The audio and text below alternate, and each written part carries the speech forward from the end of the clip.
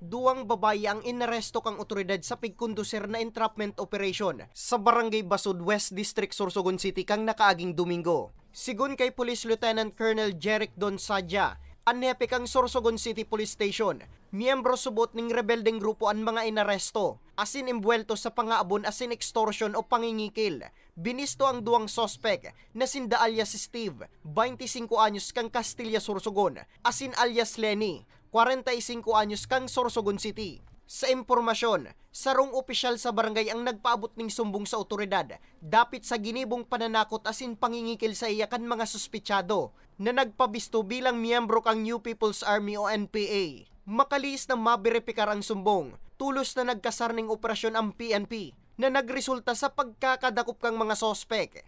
Kuan sila nagpabisto na NPA na kung dayda tao ning kwarta, may kalalagyan da si barangay official. Mabuti na lang at nag-give in yung mga suspects to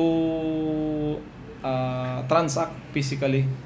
So nagkaroon ng physical transaction ng palitan ng pera. So after the actual abutan ng pera na hiningi nila dito sa isang barangay official,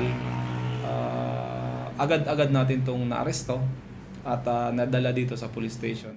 Na-recover man sa duwang sospek ang 19,000 pesos na ginamit bilang budel money, asin tulong cellphone na pigagamit kan mga ini sa pangingikil.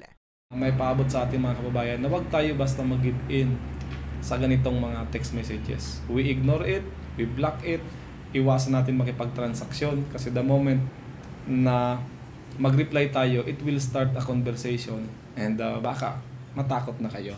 So isipin na lang natin na isa itong scam, baka na wrong send lang, i-block na lang natin. Dugang pakanhepe, apwera sa syudad ng Sorsogon, nag-ooperar man ang duwang nadakop na sospek sa ibang kataid na banwaan. Nakatalaan man na ibalyo ang duwang sospek sa BJMP Sorsogon City. Para sa mga baretang tatak Bicol, Nomer Corporal